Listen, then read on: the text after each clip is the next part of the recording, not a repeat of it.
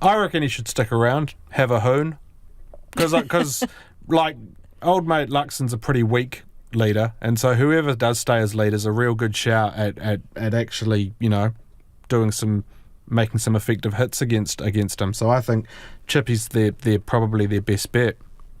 And as a former ACT MP, Heather, what of the role that ACT is on at the moment? Well, I'm really encouraged that this election is about the minor parties, and MMP has taken a long, long time to develop to this point where the smaller parties, which are the ones that have the new, innovative, fresh ideas, are finally having the opportunity to put those forward. And I say that not just about ACT, but also about the other small parties, so the Greens, but also the Māori Party, TOP. I think TOP have got some really interesting ideas, and finally they too are getting a bit of media coverage so that they're being spread more widely, and I think that's very healthy for our democracy. Very good. Great to have you both on. David Cormack, Heather Roy. And I'm Wallace Chapman, back tomorrow. Power Ballad Friday, 3:45. Lisa Owen at Checkpoint next.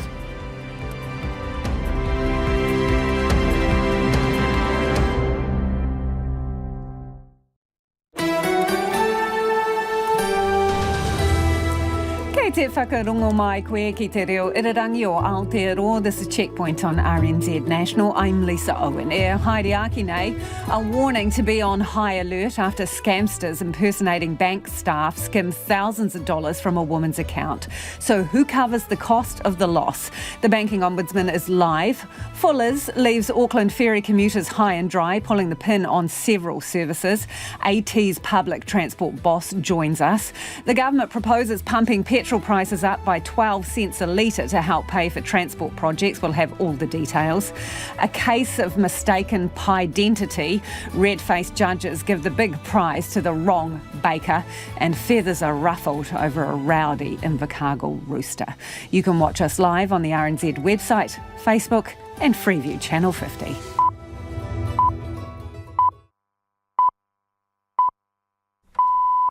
RNZ News at 5 o'clock. Kia ora, good afternoon, I'm Sarah Bradley.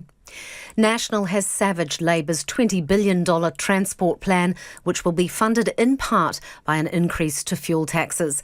The budget, spread over the next 3 years, is set down for new highways and public transport projects, as well as road maintenance. It will see an end to the fuel tax freeze, jumping 12 cents a litre, phased in over the 3-year period. Prime Minister Chris Hipkins says it would cost the average motorist an extra $1 a week each year. National's Deputy Nicola Willis says Labour has no understanding of the cost of living crisis. This is exactly the wrong thing to do when New Zealanders are hurting so much for bread and butter. With Labour, it's more expensive petrol and maybe a few cents off your carrots. Nicola Willis says National will not increase fuel taxes until inflation is back below 3%. Greater Wellington Regional Council says today's transport announcement has finally put the wheels in motion for major roading projects in the capital. Wellington will see a second Mount Victoria tunnel and upgrades to Basin Reserve Arras Tunnel, as well as mass rapid transport between the CBD and Island Bay. Council Transport Chair Thomas Nash says the planning phase, while necessary, has been long and tedious. A local Auckland Labour MP, Shannon Halbert, has expressed outrage at the suspension of several ferry services, calling it unacceptable. Auckland Transport has confirmed that ferry services and timetables will be scaled back after the operator Fuller's 360 pulled out of several routes. From October, Fuller's will no longer operate the Birkenhead, Te Onewa Northcote Point and Bayswater routes. Mr Halbert, who represents the Northcote electorate, says a solution must be found. The ferry network is Auckland Transport's responsibility, and that's an important part of our overall transport network in Auckland. It's time for them to step up. Auckland Transport says it's trying to find a new ferry operator to run the suspended services. The victim of an elaborate phone scam is warning people to be wary of any calls claiming to be coming from their bank. It comes as the banking Ombudsman says complaints to her office have increased 43% on last year. A fortnight ago, Lily says she was contacted by a woman who convinced her she was from her bank and warned that money was being taken out of her account. Ultimately, the scammer gained access to her internet banking profile, and within minutes, thousands of dollars were withdrawn from ATM machines in Auckland. Lily is now in discussions with Kiwi Bank to try to recoup the money she lost. The couple who lived next door to the Dickerson family have planted a memorial tree in their garden to remember the 3 girls whose lives were cut short. Rob and Jade Wally heard Graham Dickerson wailing the night he found his daughters dead in September 2021. Jade Wally says she still finds it upsetting to know Maya, Carla and Liane died next door, and she wanted to honour their memory. We have planted a tree in our garden, so I call it the Angel Dickerson tree, and it comes out in September with pink blossom, and that's why I wanted it. Because I can't say that I've got over it, but I've accepted that it's happened, and it happened next door to us, but forever I will always think about those 3 girls. 3 white stones have been placed under the tree's roots, one for each of the girls. Legislation to lower the voting age in local body elections to 16 has been introduced to the House. The bill, in the name of Local Government Minister Kieran McAnulty, follows the Supreme Court ruling that the minimum voting age of 18 is inconsistent with the Bill of Rights. Prime Minister Chris Hipkins ruled out lowering the voting age in general elections, instead focusing on local body contests. The legislation will be considered by the next Parliament. To sport, the Black Caps will use their series in the UAE to familiarise themselves with conditions similar to what they'll encounter at the upcoming One-Day World Cup in India. A New Zealand side missing several top players will play 3 T20s starting in Dubai early tomorrow morning. Skipper Tim Southey says the games will expose a lot of new players to international cricket. The conditions, it's going to be hot. The conditions are similar to, I guess, what you see in India, and so those guys that will go on to the One-Day World Cup, any cricket from now can only be a good thing. Red Bull Racing has confirmed that New Zealand driver Shane van Gisbergen will leave the Australian Supercars team at the end of the season. The 3-time Supercars champion has had a couple of races in NASCAR in the US and is expected to move there next year. The head coach of the United States women's football has resigned following the 4-times champions' early exit from the World Cup. Vlatko Andonovski was trying to take the Americans to an unprecedented 3rd consecutive title, but they crashed out in the round of 16, their worst performance at the tournament. Auckland's Michaela Smith has been crowned the women's national slalom champion at Coronet Peak in Queenstown, with Twisel's Willis Feasy winning the men's title. And World Aquatics will debut a new open category for transgender athletes at this year's Swimming World Cup event in Berlin. The open category will feature 50-metre and 100-metre races across all strokes. That's the news. Coastal erosion turns controversial in Kapiti. Not the first I've had audiences get excited. People have been listening to the social media. And the social media got themselves all very excited long before we got there. While new cycleways dismay New Plymouth natives. It's going to severely affect our business. If our clients can't come to us and can go to someone else, then they will. But there's hope for Tauronga's town centre. As you drive into Tauranga now, on the skyline, there's 5 or 6 cranes with construction underway. Reaching all the regions, Morning Report, weekdays from 6 on RNZ National. And we're on air, online, on digital TV and on iHeartRadio. Time now for the short forecast from Met Service to midnight tomorrow. Northland to Kapiti, including Coromandel Peninsula, Bay of Plenty and the Central High Country. Mainly fine. Isolated showers for Northland, Auckland, Taihape and Taranaki today, spreading elsewhere tomorrow. Gisborne, Hawke's Bay, Wairarapa and Wellington. A few showers, some heavy, clearing this afternoon or evening. Fine tomorrow. Bulla and Westland, fine today. Cloudy periods and isolated isolated showers tomorrow. Nelson, Marlborough, Canterbury and Otago, excluding Clutha. Mainly fine, however, a few showers about Clutha and Banks Peninsula, clearing this afternoon. High cloud in Otago tomorrow. Clutha and Southland, a few showers in the south, clearing this afternoon. Showers return tomorrow morning, then clear again in the evening.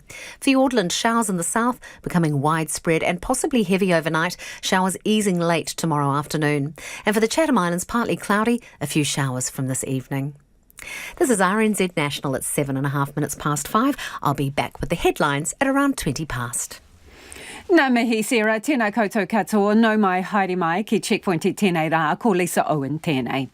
A warning on this story, it may give you a queasy feeling in the pit of your stomach when you realise it could happen to you. Imagine you get a call, they say it's your bank and they're ringing because someone is cleaning out your account right now, spending thousands around town. But don't worry, they can stop it if you follow their instructions. But is it really your bank? Many of us have had the faux texts or emails coaxing us to click a link, but this is next level sophistication. Lily knows firsthand 2 Sundays ago she got that call, someone claiming to be from her bank. They knew her name and talked a good game.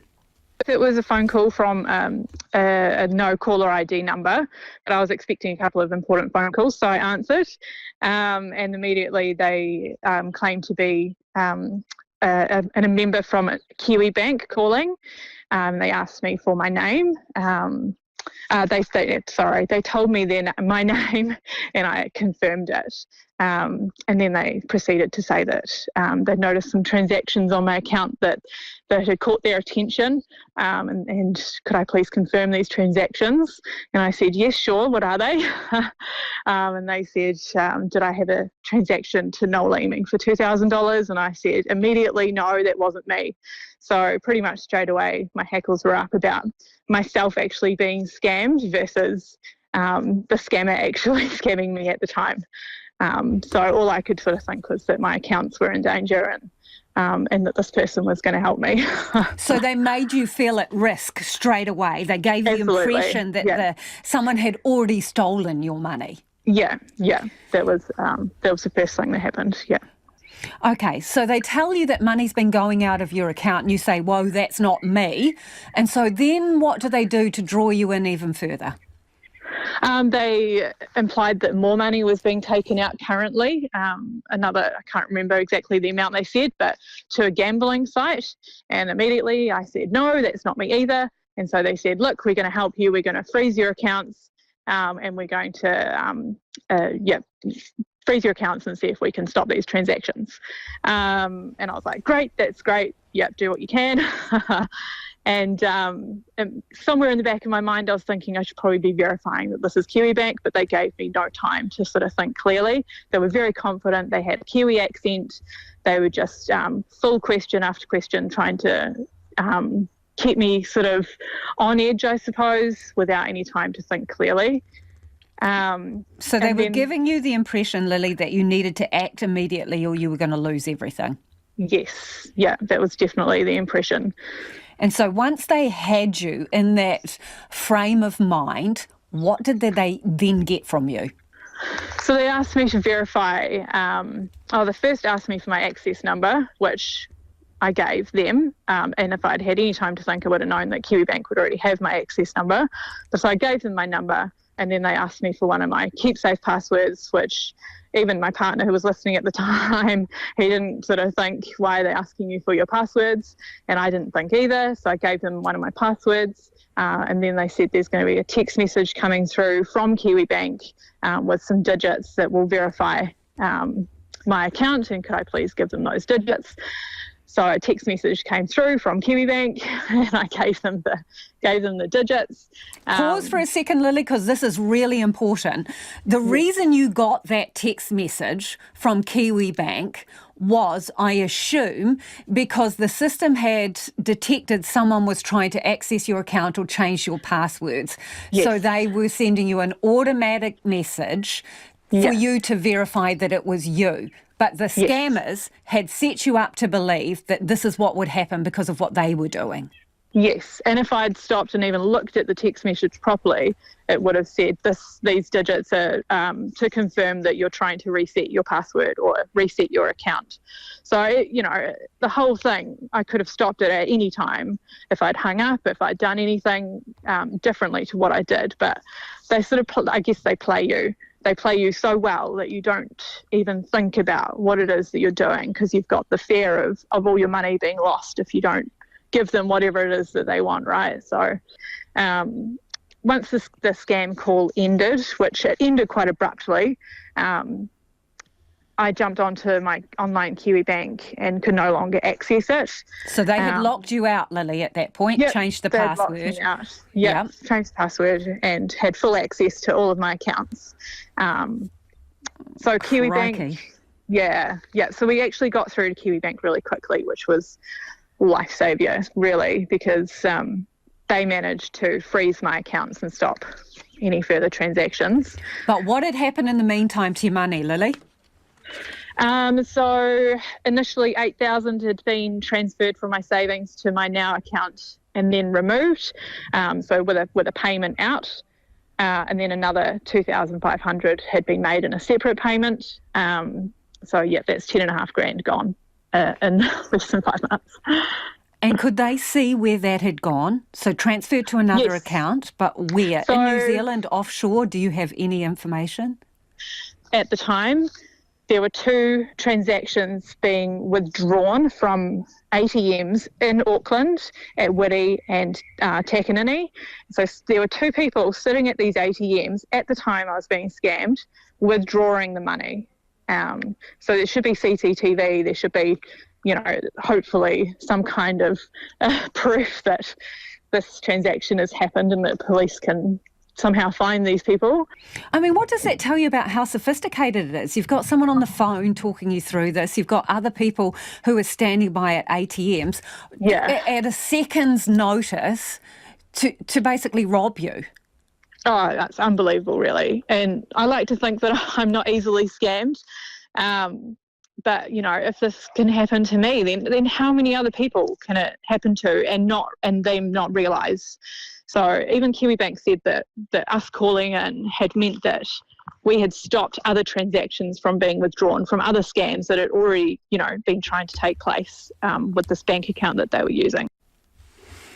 And that's Lily, a victim of a scam, and she's talking with her bank about recouping the money. Listening to that, you might think, that won't happen to me. But when you listen to her, they were very convincing. Let us know your thoughts on that. 2101 on text, tweet us at Checkpoint RNZ. 14 minutes after 5, Kia amo tōna mai. Do stay with us. You're listening to Checkpoint on RNZ National. The government's proposing increasing fuel taxes in a phased way to pay for big infrastructure projects and maintenance. Its draft policy statement outlines 14 transport projects it wants Waka Kotahi to deliver over the next decade.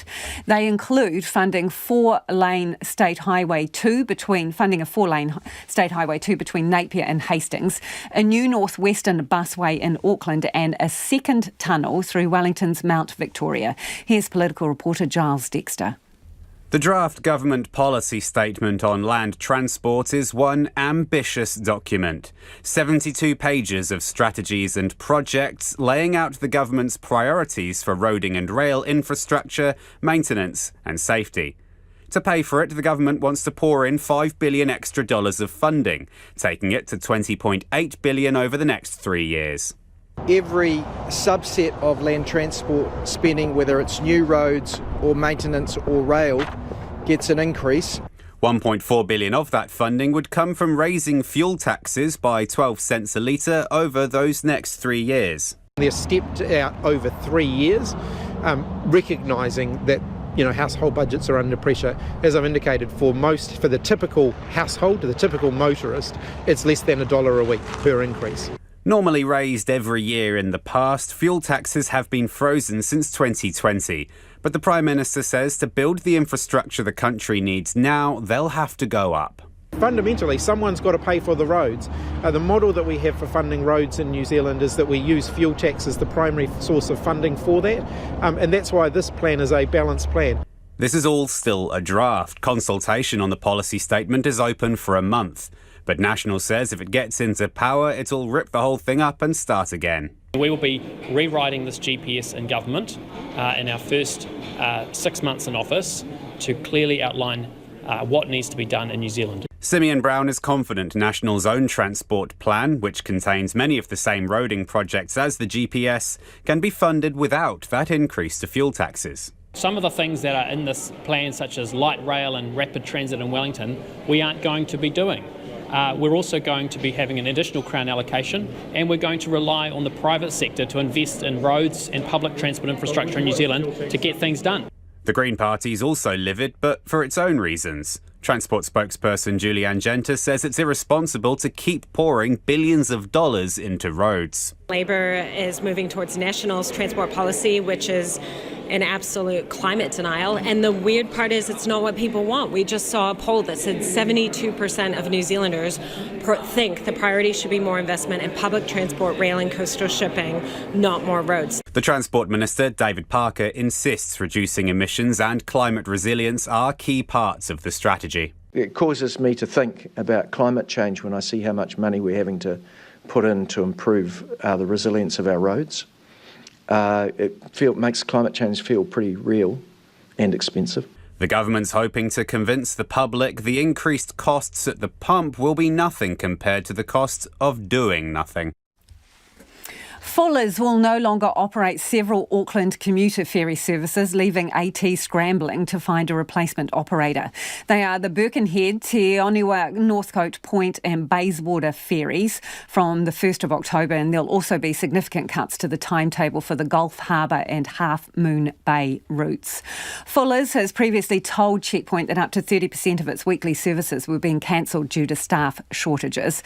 Auckland Transport says Fullers can't reliably run the full network and concentrate on training new ferry crew. Stacey van der Putten from Auckland Transport joins us now. Kia ora, Stacey. Did you sack them or did they quit from those routes? Well, they did hand back the contract, so to speak, so they did withdraw from it. Okay, so they quit from those particular routes? Yes, they did, but it's important to understand too, from Fuller's perspective, that was a short-term contract. It had actually expired and was on a rolling situation. And so I guess from their perspective, in terms of that does enable them to accelerate the training program, which is super important. Otherwise, you're going to have this consistently unreliable ferry services. So it's important we do our part and, try and help support that program. Can't they walk and chew gum at the same time? Can't they do the service and train crew too? No, they can't, because you need the boats to train the crew. And so the boats need to be dedicated and out in the water doing the training. And so they can't do that and offer a reliable service. So with that in mind, obviously we're working very hard to try and procure what I would call a short-term contract to cover those services. We won't know what that looks like for another couple of weeks, but we're quite confident that we'll be able to at least offer a level of service to make sure that we still keep operating those important ferry services to those areas. Really? You've got contenders? How many? Well, I can't talk much more about that, but obviously it's a very small market. Yeah, absolutely. So actually, is there another viable operator that you can get by October the 1st, realistically? Yes, there is. Yes, there is. There's definitely is conversations underway. Local operators? Yes. Okay, and when will you know about that exactly? Because obviously commuters want certainty. Absolutely, they do, and we really understand that. So we will likely be in a position within the next 2 weeks to be able to talk further about that with confidence. So in 2 weeks' time, we'll definitely have an idea about what that looks like. We're not just relying on that, though. We're making sure that we do have backup options. So that may look like shuttles between other ferry terminals or additional bus services. So we're looking at different things to make sure that we're not relying on one thing and that there's a backup plan for it too. Okay, so more vehicles on roads when you're trying to encourage people to get off roads. More buses on roads. Yeah, that's still vehicles, isn't it? Can you just clarify, does this mean that Fullers will not operate the Birkenhead, Northcote Point and Bayswater ferries again? That's a contract over, they will be replaced? At that point, yes. Never to return? As in Fullers never to return to those routes? Yeah. That is unlikely. Okay. And when you talk about the bus service that potentially you're going to put on, is that going to be a direct bus service? Because at the moment it involves changing buses for some people. Yeah, it does, and there's really good bus services along there that also connect to the busway. So we're looking at various options. So the team are coming up with various levels in terms of services to be able to provide for those areas to make sure that it's well covered. You know, we obviously know how many people usually take the ferry services, so trying to work out what is the best and most efficient way to make sure there's meaningful options for people. Obviously, our priority would be, you know, retaining a level of ferry service, particularly during those peaks, but we do need to ensure that we cover all our bases because we don't want our customers to be stranded. Okay, so I'm still unclear. Is it likely to be a direct bus route? No, it's not likely to be a direct bus route to the city. It would likely be something that connects with the busway. Right, so people will have to change services and it will be less inefficient for them than jumping on a ferry and going straight to the wharf on the other side. Potentially, if that's what they're used to, and that's why our priority is going to be trying to retain the level of ferry services. Has there been any penalty for Fullers for operating a poor service? There's been many things over the past wee while in terms of, you know, because of the unreliability of the services. I think the one thing, though, and I do want to stress this point, is, you know, we saw this with bus operations too, and the right thing to do was to reduce the timetables so that the industry could recruit and recover from it. This is not dissimilar to that, and we can't sort of stand back and throw rocks at our operators and not do our part to help the situation. You know, our part is obviously trying to make sure that we provide a good service. That is, obviously, we are scrambling. I think that's a fair comment in terms of trying to make sure that that is a good offer for our customers, but we really are doing everything we can here. So what have you said to Fullers about your expectations around reliability of other services? Now, presumably, they're going to have spare crew. Yeah, that's a really, really good question. So our expectation is that we will have improved reliability over the other services. So we'll be monitoring that, and you know, whilst we've got Bayswater, Birkenhead, Northcote is one story, we've also got what we call a service reduction in Half Moon Bay and Gulf Harbour. Now, Gulf Harbour particularly has had a lot of cancellations over the last year. We want to make sure that those services that do run so reliably. So that is definitely a key part of it too, to make sure that we can improve upon the reliability of those other services. Appreciate your time, Stacey. That is Stacey Vanderputten, who's from Auckland Transport. 24 minutes after 5, and you're with Checkpoint on RNZ National. Homai o whakaaro, we would love your feedback on anything you've heard on the program this evening. If you're a user of those ferry services that are now got a question mark hanging over them, let us know your thoughts. What do you think? 2101 on text. You can tweet us at Checkpoint RNZ. Potentially going to have to take a bus and change buses while they look for a new operator. She's saying that they're reasonably confident by October the 1st. What do you think? Also, have you been targeted by a scam actually taken in? Let us know about that as well. The email address, checkpoint@rnz.co.nz. Time to get to the headlines. Anea Sarah, mina pizza kōrero. Kia ora, Lisa. A victim of an elaborate phone scam has told Checkpoint how thousands of dollars were withdrawn from her Kiwi bank account after she was called by a woman she thought worked for the bank. The banking ombudsman says complaints to her office have increased 43% on last year. National and ACT are criticising Labour's $20 billion transport plan, which sets out 14 big transport projects over the next decade, including a second Mount Victoria tunnel in Wellington. It includes increasing fuel tax by 12 cents a litre over the next 3 years, raising $1.4 billion for improvements such as pothole repairs.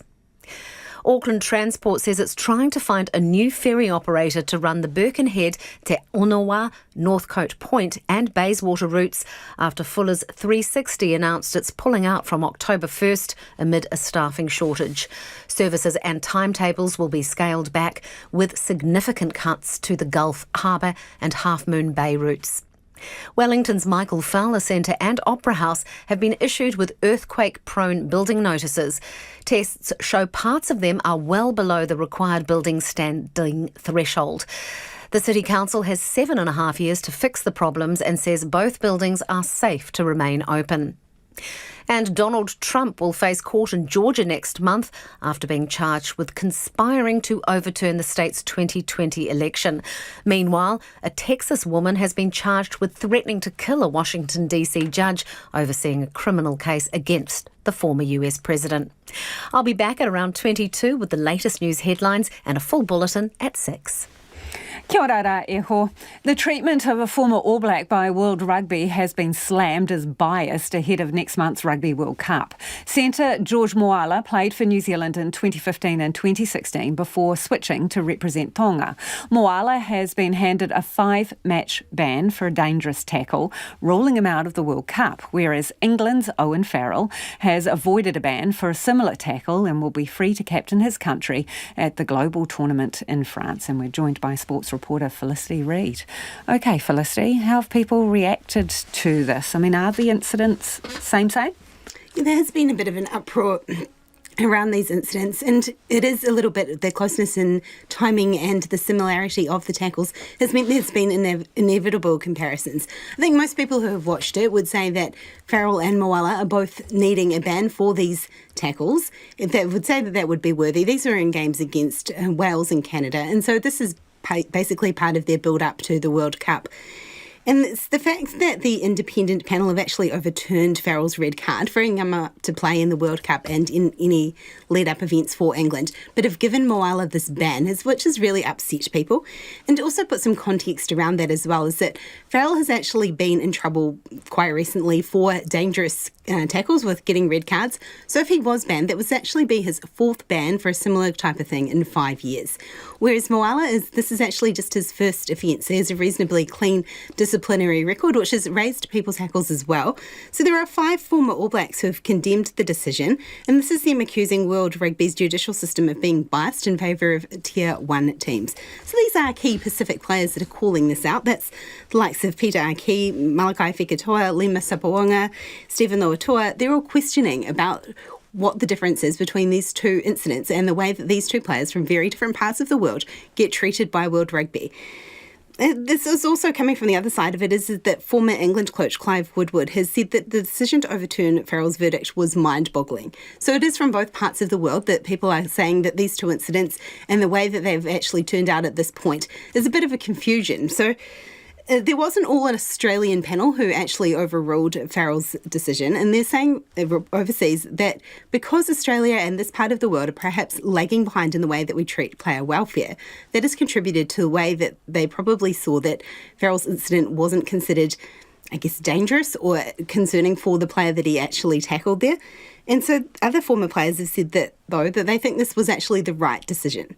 So there is a little bit of split decision around there, but Farrell actually might not be off the hook yet because World Rugby are looking to appeal this decision as well. Okay, let's move on to swimming. And a Swimming World Cup event in Berlin is going to be the first for transgender competitors. Tell us about this. Yes, the World Cup in Berlin in October will have an open category, which is the first time that a World Aquatics event has had this. So last year, swimming's governing body ruled to restrict transgender athletes in women's competition. So that would essentially ban them from competing in the Olympics or World Championships. And this is then turned around now. This open category is basically to mitigate that, an opportunity for swimmers who fit into that category to compete. And this is actually coming across the 50-metre and 100-metre events at this World Cup across all strokes. And in a World Aquatics statement, they said this pioneering pilot highlights the organisation's unwavering commitment to inclusivity, welcoming swimmers of all sex and gender identities.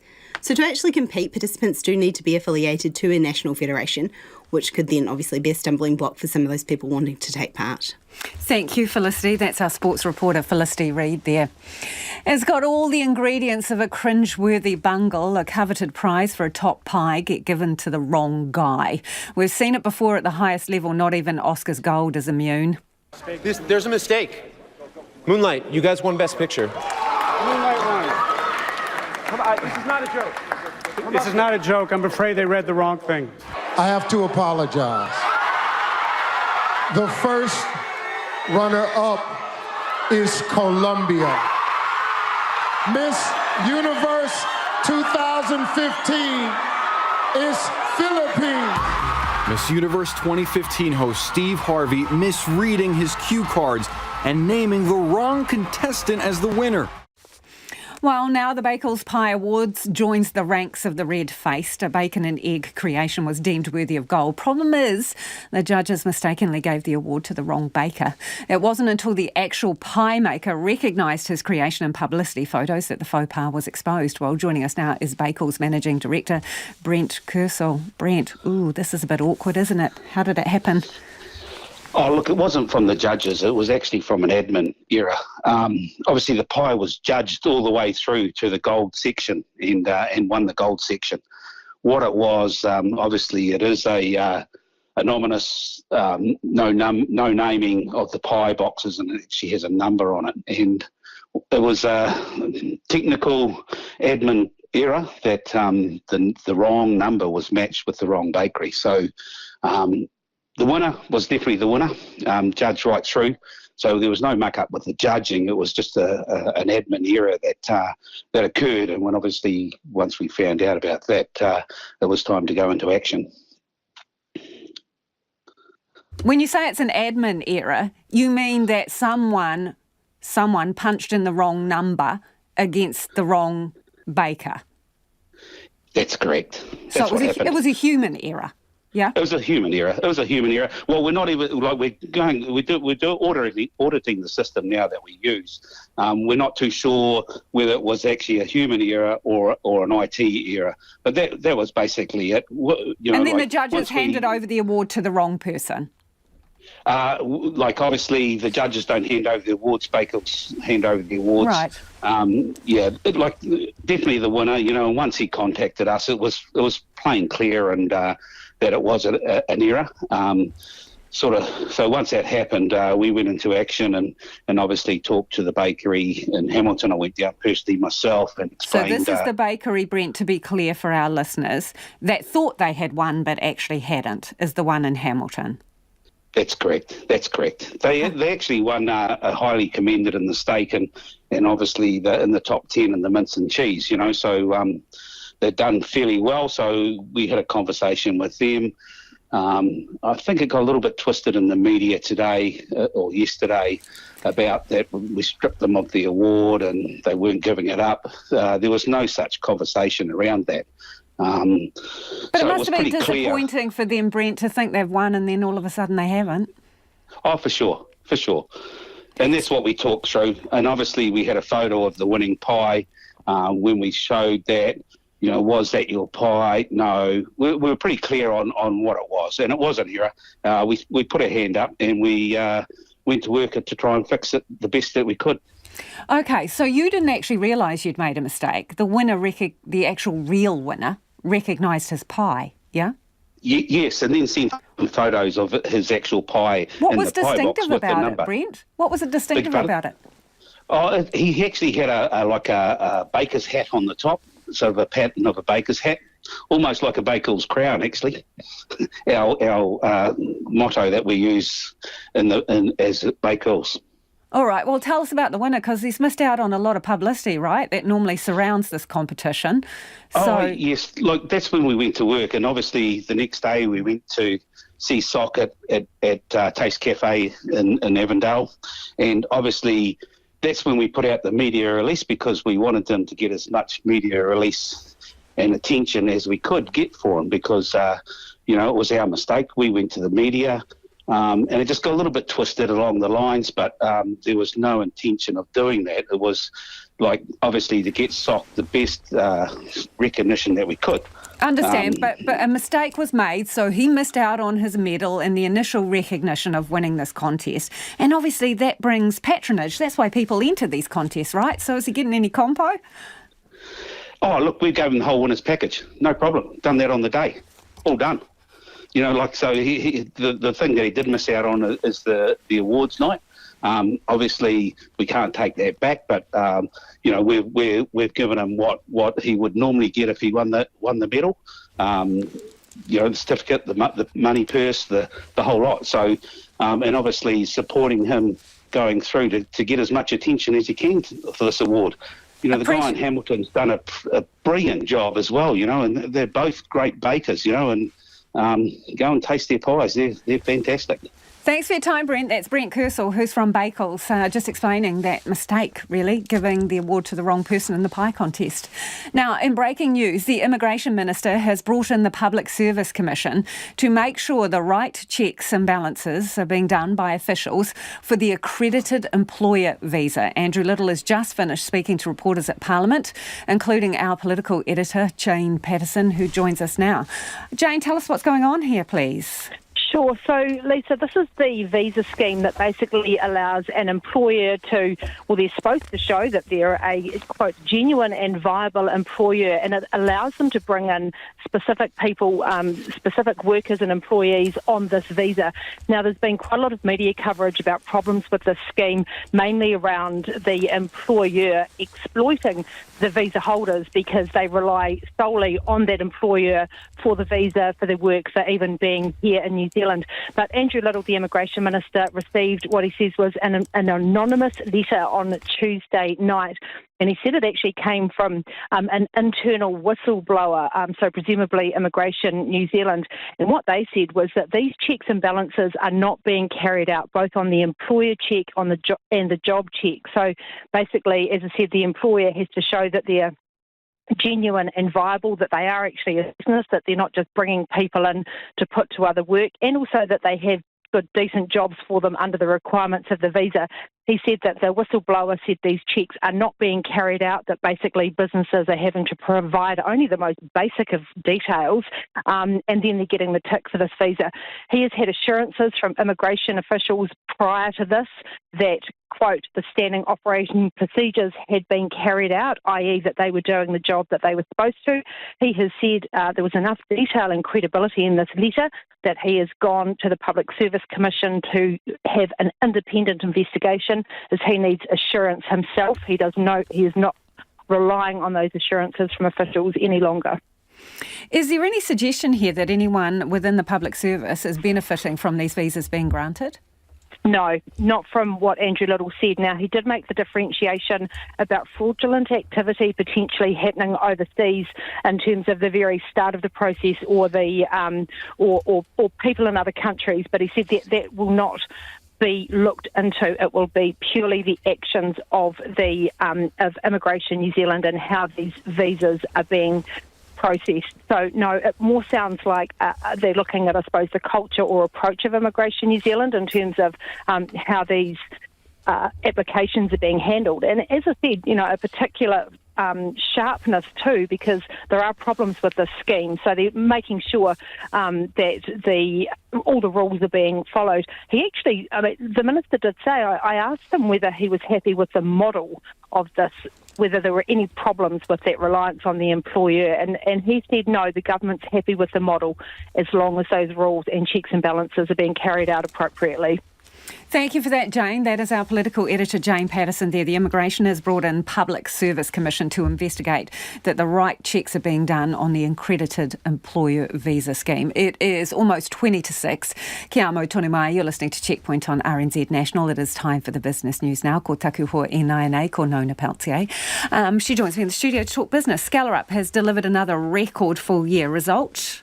What did it make? Well, Scalar, if people don't know, they make those gumboots with the red band on top. They also make a wide selection of industrial products and pieces and parts and so on. Anyways, their full year profit rose 7% to a record $50.9 million, and their industrial division was up 10% year on year. So really strong result from Scalar. Certainly the market was thrilled about that, and the share price ended up 6%. Okay, Auckland Airport, it's laid out a 10-year capital improvement plan. I mean, what's it planning for? Well, it's planning for a lot of spending, $10 billion over the next 10 years. And that's going to include the long-anticipated integration of the domestic terminal, which is currently separate from the international, an expansion of the domestic airfield, and investment in a contingent runway. So not a second runway, but another runway to provide backup when their main runway is scheduled for some repairs in 2028. Some of these costs are regulated, so they're going to be passed on to passengers, airline passengers, and so on. It remains to be seen. The Commerce Commission gets a chance to review it, but can't necessarily,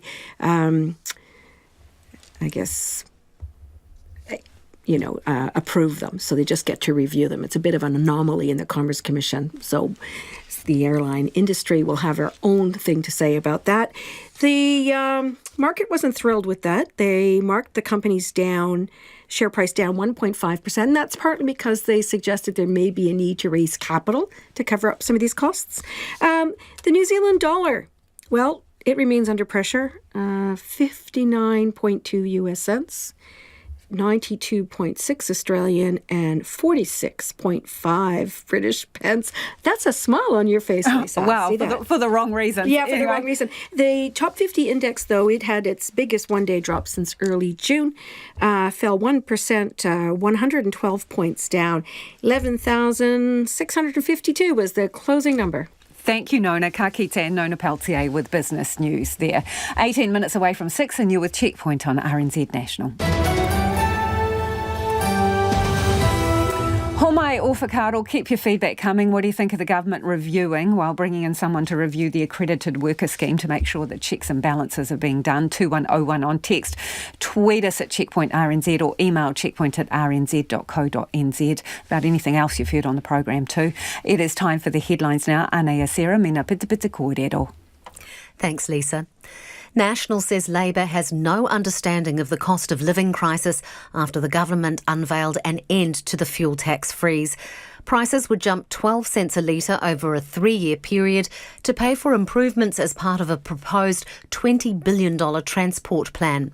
Prime Minister Chris Hipkins says the average motorists will be an extra $1 a week each year worse off. A neighbour of the Dickerson family in Timaru says she hopes people will be able to talk about postpartum depression more openly after Lauren Dickerson's murder conviction. 2-year-old twins Maya and Carla and 6-year-old Liane died in September 2021 and their mother was found guilty yesterday. Jane Wally says many in the community are still struggling to come to terms with what's happened. Mount Ruapehu ski operators say skiers in mountain huts are at risk of avalanche slides.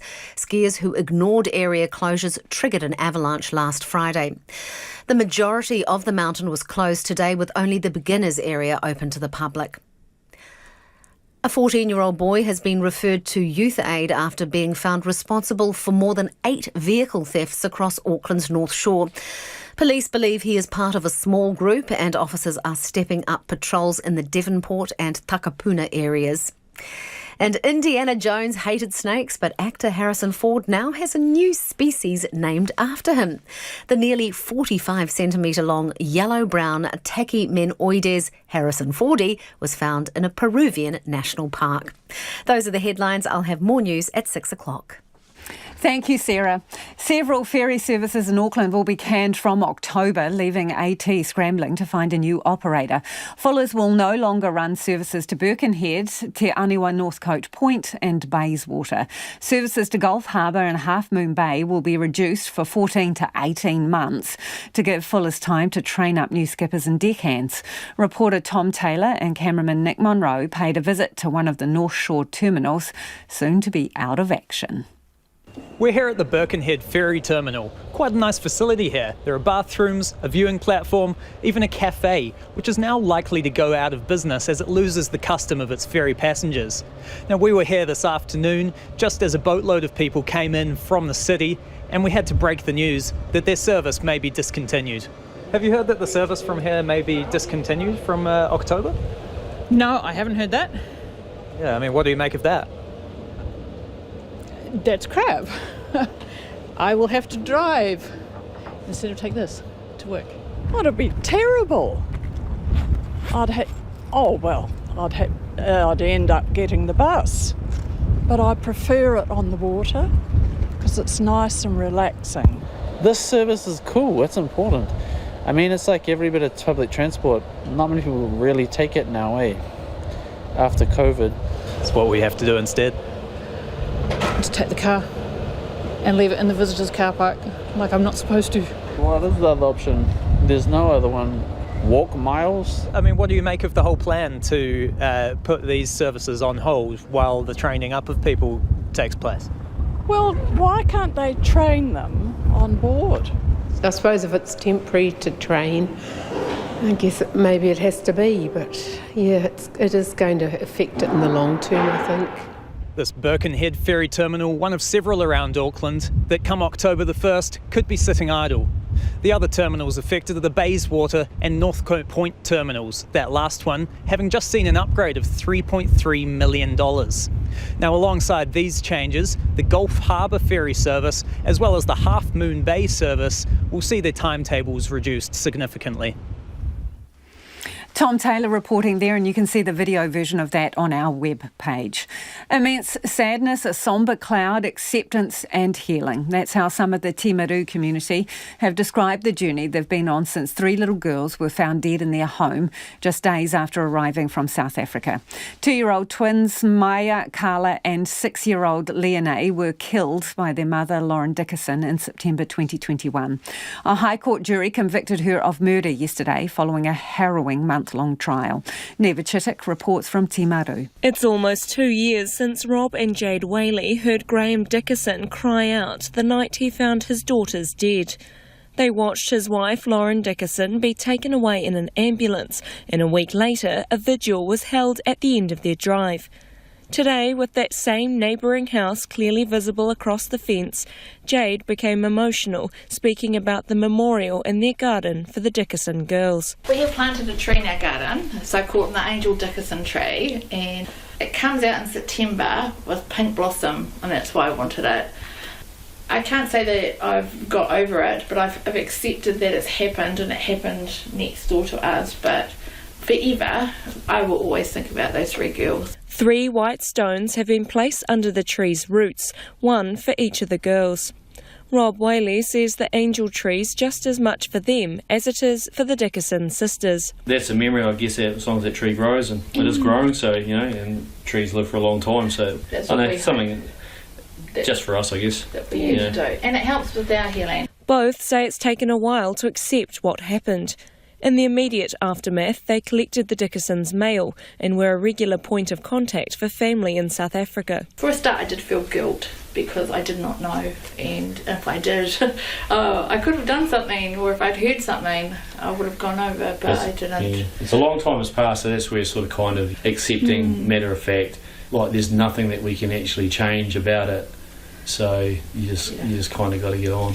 Timaru Mayor Nigel Bowen hopes following the tragedy, more people will check in on those around them, encouraging people to reach out if they need it.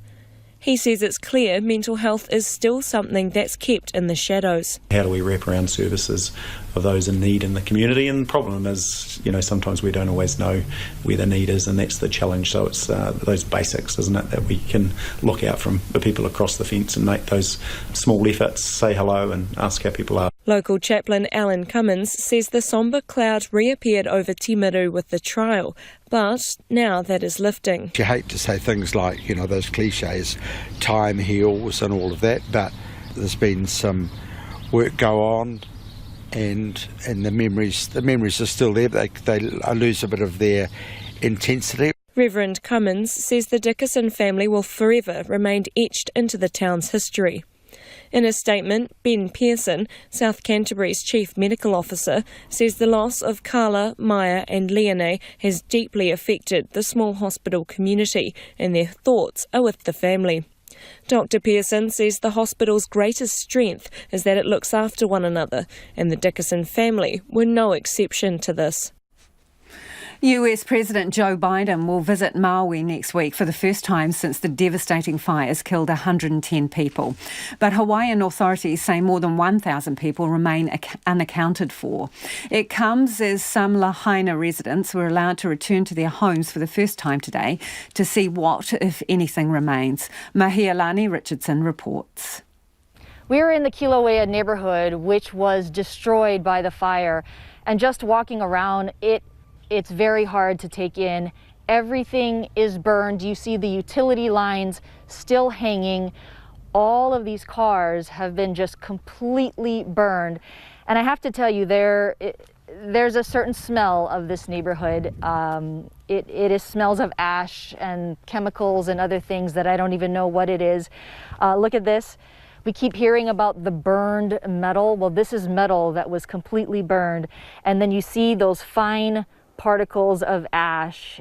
This is why this area, health officials have been saying that it is toxic. It is not good to be here.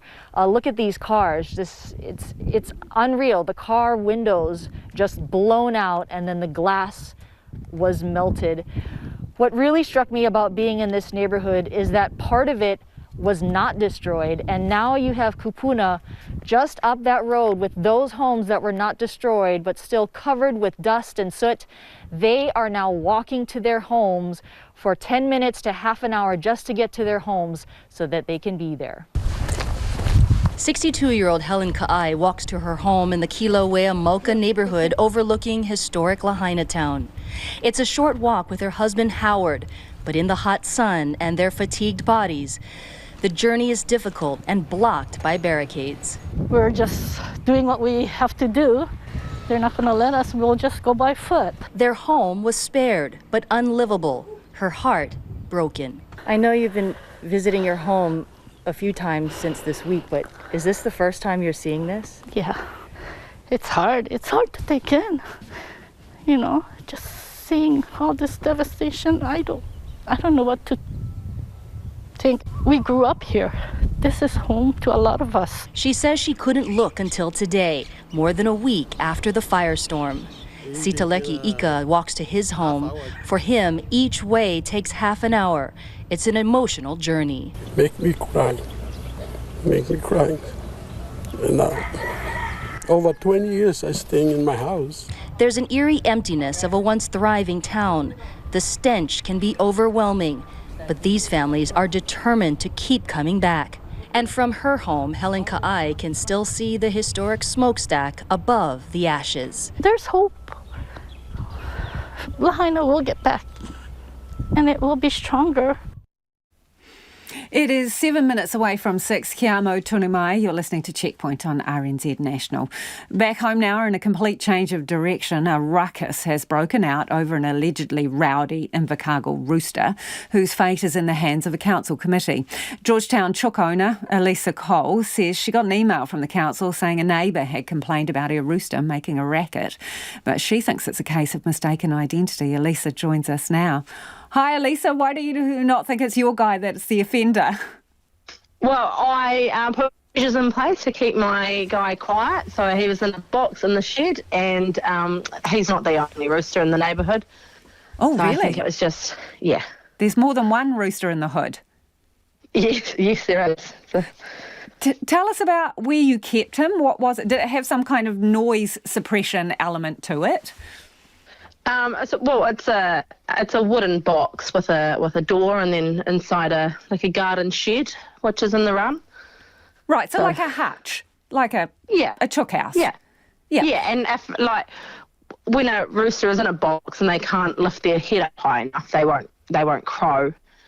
They won't crow as loud or as readily. Like it's too much effort.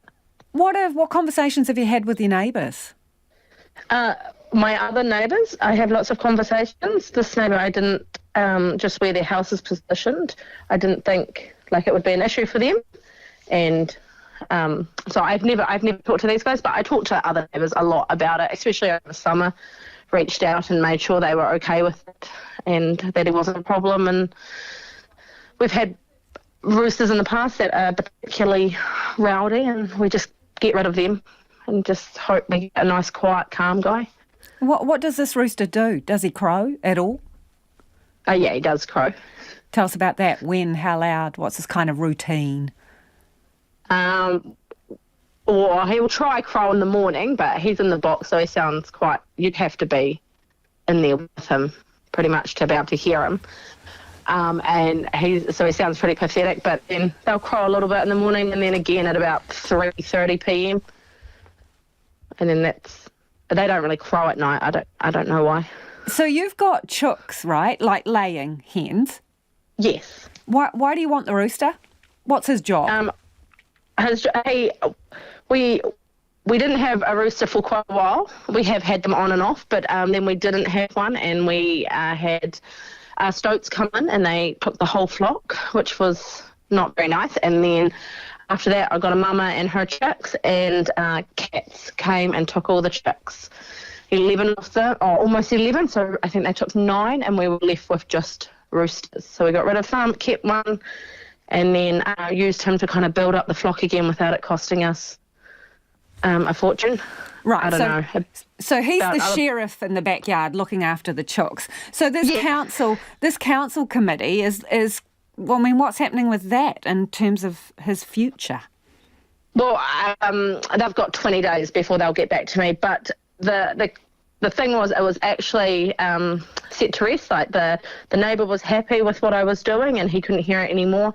But the council just never communicated that to me. They actually just didn't send out the letter to state that. So that was the first thing they did in the hearing, was withdraw that letter that they'd put in the hearing report, because it had indeed never been sent to me. So is the rooster safe or not? I hope so. But you're waiting? I hope so. But yeah, I'm waiting. They haven't got back to me. I don't know how long it's going to take. Right. Hey, before you go, does this Mr. Rooster have a name? We kind of just refer to him as Kevin's brother. We had a rooster named Kevin, and pretty much every rooster after that was just called Kevin's brother. I really appreciate your time, Lisa. That is Elisa Cole, chook mum to Kevin's brother, the rooster, who is causing a bit of a ruckus or not. Mistaken identity, or is he the main offender? She'll have to wait to find out his future. A lot of you are getting in touch. Should we start with Fuller's Ferries? They will no longer be running a whole string of services in Auckland. This person says rubbish to Fuller's. If they paid their staff well, they would provide all services. That's from Felicity from Bayswater, one of the services that is potential. Well, it's been cancelled from October the 1st. Fuller's won't be running it. AT is looking for someone else to. Fuller's and AT are a joke. This person says they do not actually care about the needs of the people they are supposed to be working for. Terrible organisations in all ways. Another listener points out that they have spent millions of dollars fixing Northcote Point Wharf. What a waste. And the cafe at Birkenhead will go under, they reckon. On ferries, this listener says, frankly, the standard of public transport services that Hawick and Pakuranga residents get from AT makes me want to secede from the super city.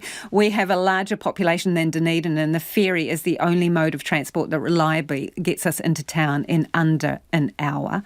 And Frank from Upper Hutt says, so Fuller's is out. They couldn't provide a reliable service, so much for private enterprise being more efficient than state or local community-owned operations. On the Bayswater ferry, this person says it's become so unreliable, most people have stopped using it and they drive. The bus link takes up to an hour to get to Akuranga to take the bus to the CBD. There is also no all-day parking for that busway stop. We have all noticed the increase in Lake Road traffic due to losing the service. And AT, the boss that we had on, said doesn't look like they're going to give you a direct bus service either, so that could continue to be a problem.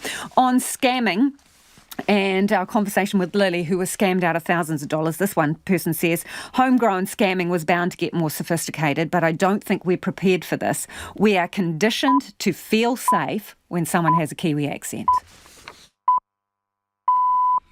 RNZ News at 6 o'clock. Kia ora, good evening. I'm Sarah Bradley. A whistleblower has prompted the Immigration Minister to ask the Public Service Commission to review how accredited employer work visas are being processed.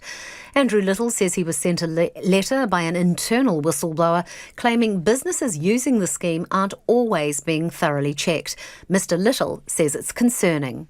There was enough in the letter, notwithstanding that it was anonymous, that led me to believe that it was important that I assure myself that the rules for processing those, particularly the employer accreditation applications, are being done thoroughly. Andrew Little says the Public Service Commission will now appoint a reviewer, most likely a former senior public servant, to investigate if the proper process is being followed. The investigation comes after 40 men were found cramped and hungry inside a 3-bedroom home in the South Auckland suburb of Papakura last Sunday. Greater Wellington Regional Council says today's transport announcement has finally put the wheels in motion for major roading projects in Wellington. The government has set out its plan for land transport over the next decade, which will include 14 new roads and public transport links. Wellington will see a second Mount Victoria tunnel and upgrades to Basin Reserve Arras Tunnel, as well as mass rapid transport between the CBD and Island Bay. Council Transport Chair Thomas Nash says today's announcement is welcome. We know that Wellingtonians have been consulted many times over many years, and they've voted in favour of these things through many elections. I think they'll be very happy to see us moving into that delivery phase and having certainty that the government is going to deliver these projects of mass transit and helping people get through the city. Thomas Nash says the planning phase, while necessary, has been long and tedious. In Auckland, commuters are looking forward to a better, faster and more reliable bus system. Developing the Northwestern busway was part of the transport plan announced today. When complete, the project is promising a bus every 7 to 8 minutes from Westgate to the city centre during peak hours. People say they are looking forward to faster commutes. The increased buses time will definitely help. I come to the city quite a lot, but I don't bus in. If it's more frequent, yeah, I probably would, yeah. A lot of uni students out that way. It's quite a mission getting into the city, so yeah, definitely I think it would help a lot of people out. Prime Minister Chris Hipkins says some of the additional funding needed for the project will come from increases in petrol taxes and road user charges. The victim of an elaborate phone scam is warning people to be wary of any calls claiming to be from their bank. It comes as the banking Ombudsman says complaints to her office have increased 43% on last year. A fortnight ago, Lily says she was contacted by a woman who convinced her she was from her bank and warned that money was being taken out of her account. There were 2 transactions from ATMs in Auckland. So there were 2 people sitting at these ATMs at the time I was being scammed, withdrawing the money. They play you so well that you don't even think about what it is that you're doing because you've got the fear of all your money being lost if you don't give them whatever it is that they want. Timaru's mayor says the tragic deaths of 3 young girls at the hands of their mother shows the importance of providing mental health support in the community. Lauren Dickerson was found guilty of murdering her 3 daughters in September 2021, a month after the family arrived in New Zealand from South Africa. Timaru District Mayor Nigel Bowen says the community is still reeling from the deaths and how to move on from them. It's just, I guess, goes back to that support for mental health. You know, how do we wrap around services of those in need in the community? And the problem is, you know, sometimes we don't always know where the need is, and that's the challenge. So it's those basics, isn't it, that we can look out from, you know, for people across the fence and make those small efforts, say hello and ask how people are. Nigel Bowen says while the end of the trial brought some closure, it remained a real tragedy that affected the Timaru community. Mount Ruapehu ski operators are warning skiers in mountain huts are at risk of avalanches. The Mount Ruapehu website has warned those staying in the ski clubs around Iwako are at risk of triggering a slide. The warning comes after skiers triggered an avalanche last Friday after ignoring area closures. Most of the mountain was closed today, with only the beginners area open to the public. A Canadian woman has described her car melting as she drove through embers to escape wildfires. Thousands of people are under evacuation orders as flames bear down on the capital city of the Northwest Territories, Yellowknife. Environment Minister Shane Thompson is urging people not to panic. After reaching a fire break over the weekend, the fire west of Yellowknife has continued to advance and now burns approximately 17 kilometres outside the city. Without rain, it is possible it will reach the city outskirts by the weekend. The Northwest Territories has declared a state of emergency as it battles more than 200 wildfires across the state. In sport, the Matildas Women's World Cup semi-final against England last night has created history by becoming the most watched TV programme in Australia since the current audience measurement system began in 2001. 7 West Media says preliminary data showed the Matildas' 3-1 loss attracted a national average audience of 7.13 million viewers. I guess it's 11.15 million viewers were watching at one point during the broadcast. Seven West Media says the match was the most streamed event ever in Australia. That's the news. This Saturday, former SAS veteran Barry Rice shares a story of life, death and madness in the killing fields of Iraq. Writer, teacher and kickboxer Airana Ngariwa talks about his debut novel, The Bone Tree. We're playing favourites with a clouder of cats. When the cat's away, join me to celebrate the life of Margaret Ehrlich. And Richard von Sturner talks about his wanderings through the Waikato.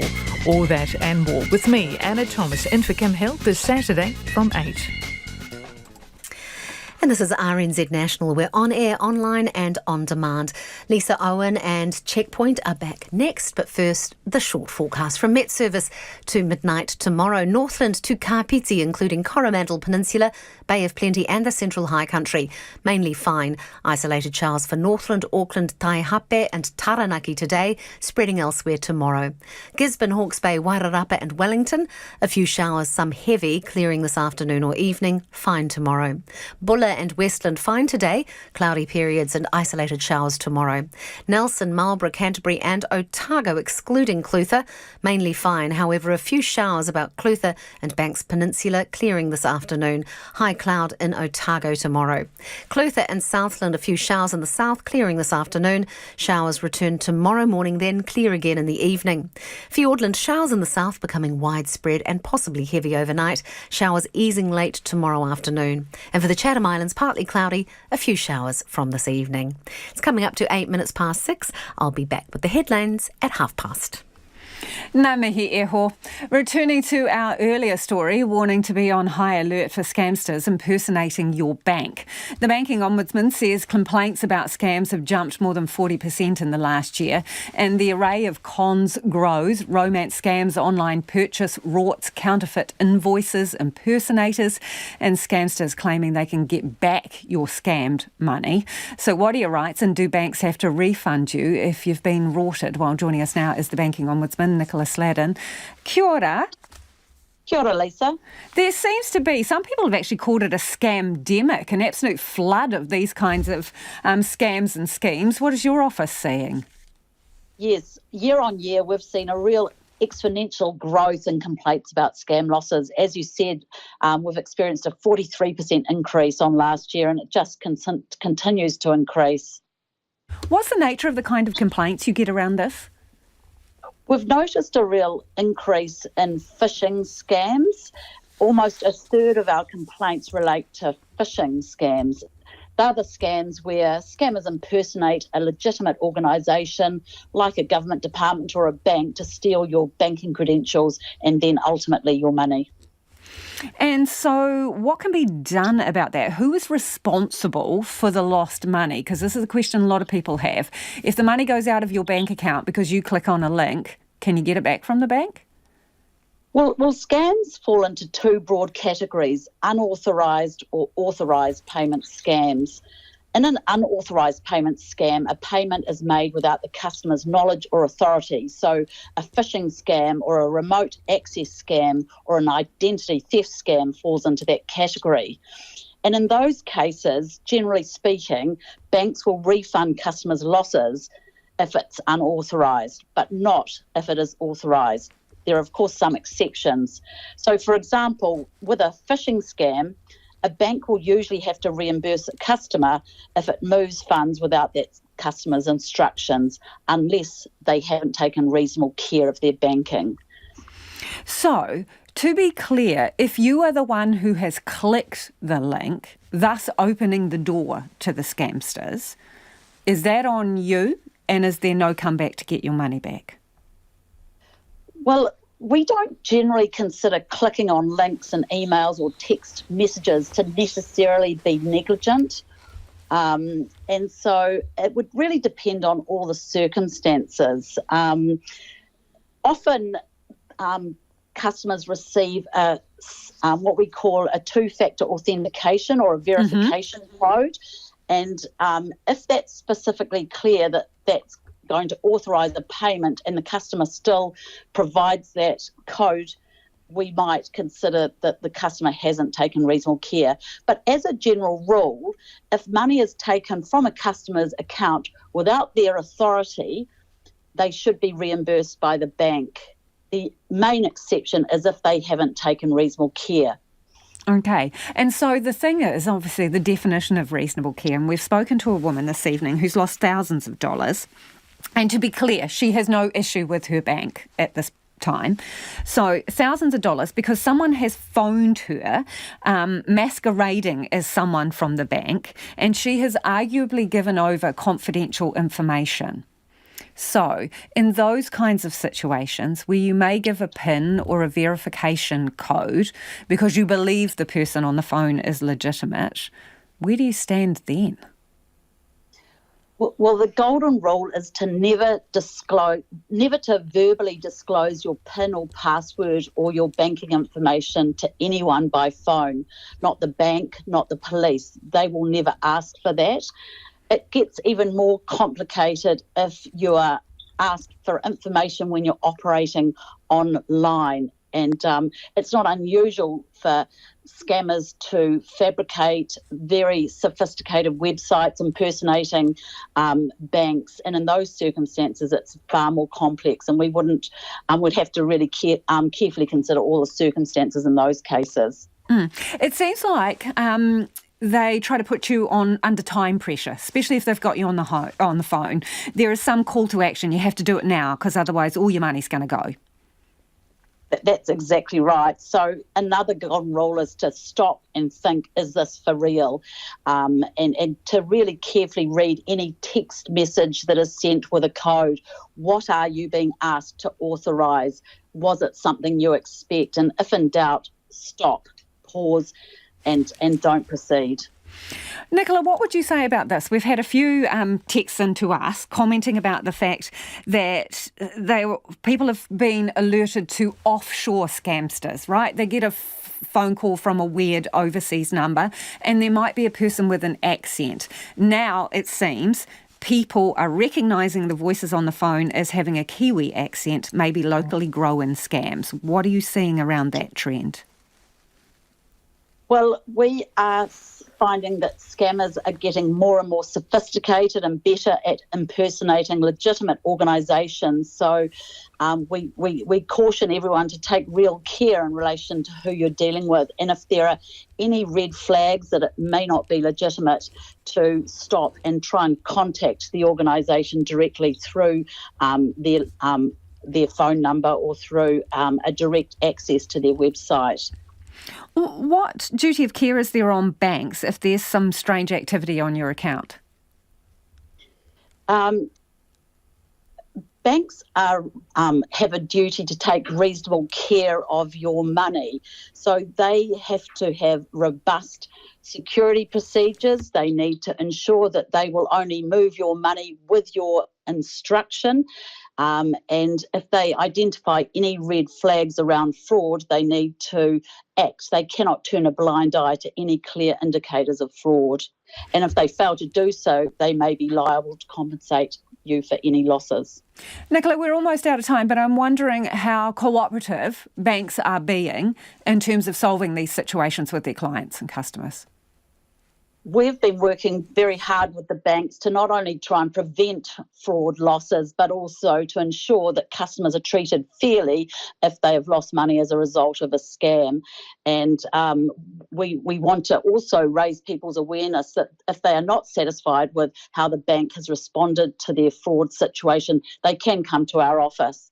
So in short, banks are required to reimburse customers for any unauthorised transactions made out of their account unless they haven't taken care of their banking information, as a general rule. Thank you so much for joining us. That is Nicola Sladden, who is the banking ombudsman there, talking about an increase in the number of scams, 43% increase in the past year. And a lot of you have got in touch about the story in our interview with Lily, who has lost a bit of money. Some of you think she was gullible and that, you know, there's a lot of messaging around never give out your information over the phone. Yep, point taken.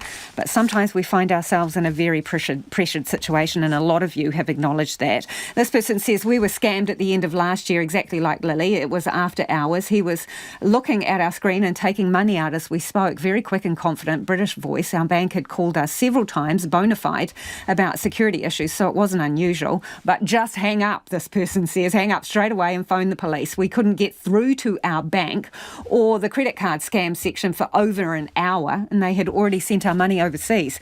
That one in from Mary. This person says homegrown scamming was bound to get more sophisticated, but I don't think we're prepared for this. We are conditioned to feel safe with Kiwi accents. Lynn's got in touch to say, I've just tried to call a bank to check the process for reporting a scam. If you've got 20 minutes, she says you might want to give it a try. The only number I can find is an 0800, which gives endless options and no chance of talking to a real person. My bank account could have been completely emptied by the time they answer. Other people have said they've had similar scam experiences to the one outlined by Lily. This person says they didn't get far with me. I work for a bank. I have accounts with them. I got suspicious, asked for a name and said I would call them back, but they were very confident still. I did call the call centre and ask for the person. No such person. Thank you for your feedback. Do keep it coming. West Auckland commuters are looking forward to a better, faster and more reliable bus system. The government has revealed its long-term transport vision for the next decade, with plans to spend big bucks on Auckland's rapid transit with a proposed $70 billion fund. One of the key projects of the government policy statement involves more work developing Auckland's Northwestern busway. Haisa Almeida has more. More and more people believe West is best and are making the move to West Auckland. But with that comes more demand for better transport services into town. Works are already in progress on the Northwestern motorway, State Highway 16, with sections of the shoulder being used only for buses and new interchanges being built at Timaru and Lincoln Road. When complete, the project is promising a bus every 7 to 8 minutes from Westgate to the city centre during peak hours. These locals are looking forward for faster commutes. The increased buses time will definitely help, but also the fact that we've got to travel from our suburbs out to the motorway will probably make up that distance as well. I come to the city quite a lot, but I don't bus in. But yeah, if it's more frequent, yeah, I probably would, yeah. Especially from west, the buses don't come very often. The buses usually only come in the morning or in the evening, so it's a lot of uni students out that way. It's quite a mission getting into the city, so yeah, definitely I think it would help a lot of people out. Henderson Massey Local Board Chair Chris Carter says there is a strong public pressure for a better bus system in the West region. Traffic is stationary because there's so much traffic on that motorway.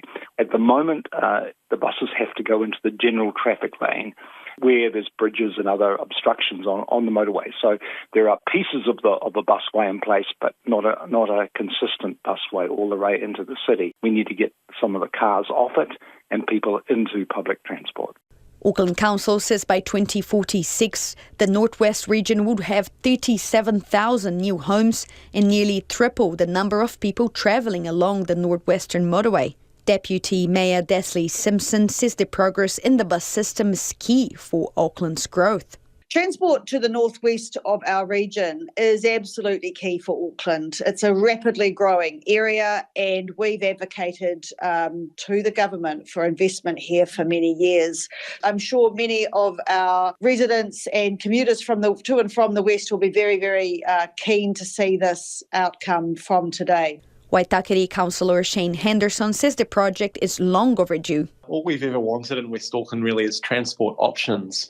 Right, so that if you can ditch your car, if you can make other choices, then you can do that. But we need some proper infrastructure. Timaru Peninsula Business Association manager Rabine Pringle says the plan needs to address traffic within suburbs too. We are pushing for a traffic transport review for the peninsula currently. There's a wider issue of the feed of traffic from the suburbs onto the motorway and back. We've got one road on, one road off the peninsula, and it's become a huge issue, particularly with the population growth. The project has already cost more than $100 million in spending in recent years. Prime Minister Chris Hipkins says the works won't weigh heavily on ratepayers' pockets. The estimates are that this will cost the typical family about $1 a week each year, and so I think that is manageable in the context of the significant investment we're making in roads. Chris Hipkins says the plan would support emissions reduction, and it would include room for future light rail inclusion. It is 20 minutes past 6 and you're with Checkpoint on RNZ National. The Matildas' dreams of World Cup glory ended last night with the Aussie women's football side going down to England 3-1. While beaten by a strong Lionesses side, it seems they have won the nation's hearts with 11 million Aussies tuning in to watch last night's match. The reigning European champions will now face Spain in the final in Sydney on Sunday night. The ABC's Oliver Gordon relives last night's excitement. In 6 stadiums, at 8 public viewing areas, and in countless pubs, clubs and living rooms, Matildas fans gathered. Moments before kick-off at Melbourne's Federation Square, 16-year-old Bethany was tense. Well, I've got butterflies in my stomach. I'm really nervous because I really want us to get to the final. But I'm really excited to see what they're going to do today. Sam Kerr led the Matildas out in front of a packed Stadium Australia, and was soon the target of some rough English defending. And Sam Kerr coming away with it. That's a crude challenge then by Greenwood, and she gets a yellow card, and deservedly so. The English team stamped their authority on the game early and scored in the 36th minute through Ella Toon. With 10 to go till half-time, England have a vital lead in the World Cup semi-final. It's Australia 0, England 1. The Lionesses led the Matildas at half-time, but a Sam Kerr thunderbolt drew the Matildas level at the 63-minute mark. What a strike! What a goal from Sam Kerr! She's been quiet all game, but now she's raised the noise through the roof here. What a goal! The world-class goal buoyed fans' spirits and saw momentum shift Australia's way. But just 8 minutes later, Lioness Lauren Hemp capitalised on an Ellie Carpenter mistake to retake the lead. Put on some pressure here. She's died on the ball and knocking the ball into the back of the net is Lauren Hemp. They took too long, didn't get the ball clear, and a disaster at the back for Australia. Just when they'd got at the 86-minute mark, England again found a way through the Matildas' defence to score through Alessia Russo. Into the area. Russo shoots and scores, and that might be enough for England to make it through to the World Cup final. Defeating England was never going to be an easy task. The Lionesses are the reigning European champions and go into the final against Spain this weekend undefeated in this tournament. Former Matilda Jill Foster hopes the Matildas can take comfort in the fact they've gone further in a World Cup tournament than any Australian team. 4th is the worst we can come at the World Cup. That's pretty amazing. Australia's quest for the World Cup is over, but their tournament isn't. This Saturday, the Matildas take on Sweden in the third-place playoff in Brisbane. Former Matilda Jill Foster will be there, cheering on. Super proud of them. I hope, that they pick themselves up from this loss and can go forward in a couple of days and focus on the next game and come away with a win. In Canada's far north, fires are bearing down on the city of Yellowknife, the capital of the Northwest Territories. One woman escaping the wildfires has described her car melting as she drove through embers to escape. World Watch's Andrew McRae reports. Yesterday, a state of emergency was declared around Yellowknife and the situation's being described as critical. Environment Minister Shane Thompson says the fire burning to the west of Yellowknife is now presenting a real threat to the city. After reaching a fire break over the weekend, the fire west of Yellowknife has continued to advance and now burns approximately 17 kilometres outside the city. Without rain, it is possible it will reach the city outskirts by the weekend. He says the message to all residents is clear. I'm directing residents of Yellowknife to begin evacuating in a phased approach determined by level of risk. Mr Thompson says the city is not in immediate danger and residents have an opportunity to escape by road or air. We are asking all those residents to be evacuated by Friday at noon. You put yourself and others at risk if you choose to stay later. Yellowknife has a population of 20,000. Its Mayor Rebecca Alty says this is the longest wildfire season they've ever had. This is an incredibly difficult time for everyone. Please look out and help one another as you can. If you're driving and have space, please consider bringing a friend or pets. Please have patience with all staff who are working to assist people out. She says evacuating early is essential. We can implement the evacuation plan while the highway is still open and with plenty of flights to fully evacuate everyone. Throughout this all, we'll continue to do everything possible to slow the growth of the fire and protect the community. In the nearby town of Enterprise, little remains after wildfire tore through. Natasha Cleary had to flee her home before it was destroyed. Just didn't feel real. We had basically like an hour to get out. We had the warning delivered to us, and then 10 minutes later we got the alert to leave right away, and we were throwing as much as we could into our camper and trying to get out as fast as we could. It was scary. There are more than 200 wildfires currently raging across the Northwest Territories. Andrew McRae reporting there. Scientists in the United States have had a breakthrough successfully planting a genetically engineered pig kidney into a brain-dead patient. The kidney has functioned for more than a month now, giving the scientists hope that they may be on the right track to solving a donor organ shortage. It is the longest a pig kidney has functioned in a human, as the ABC's Fatima Hulumi reports. If you were to think about a kidney transplant, you'd probably imagine one person donating their kidney to another. But these New York surgeons have taken the organ from a pig and transplanted it into a brain-dead man.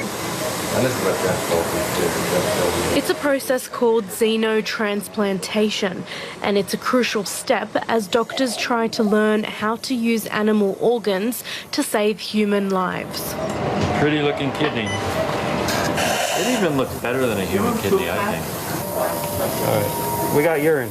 Dr. Robert Montgomery from the New York University Langone Transplant Institute led the surgery. It immediately started making urine, which is an extraordinary thing because you're standing there, you take the clamps off and the human blood comes into the pig kidney, turns this beautiful pink color, and then a couple of minutes later, urine starts squirting out of the ureter. It's crazy.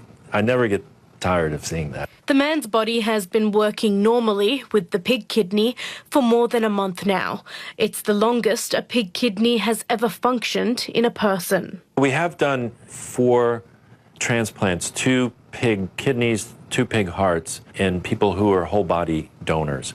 But they were for very short periods of time, 2 to 3 days. We learned a lot from that, but we knew that really, in order to really have a big impact and to get xenotransplantation closer to being a clinical reality, we needed a much longer period of observation. And the breakthrough could pave the way for more advances. So we're hoping that the decedent work is going to kind of supercharge things and get us to that point where, the FDA feels that we've answered these questions and we're ready to do the first living human trials.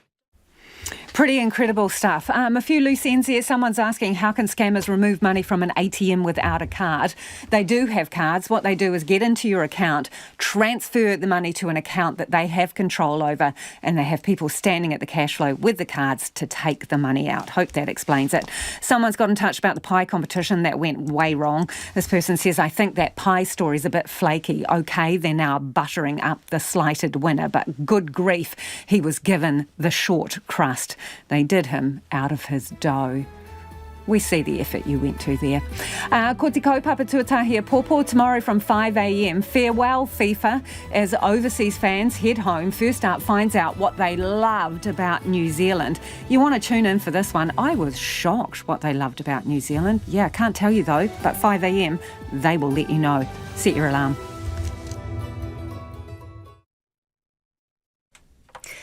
Kia ora, I'm Sarah Bradley. Here are the latest headlines. The Immigration Minister has asked for a review of the way accredited employer work visas are being processed after a whistleblower raised concerns. Andrew Little's been told that businesses using the scheme aren't always being thoroughly checked. The government has set out its $20 billion plan for land transport over the next decade, including 14 new roads and public transport links. But drivers would have to pay through an increase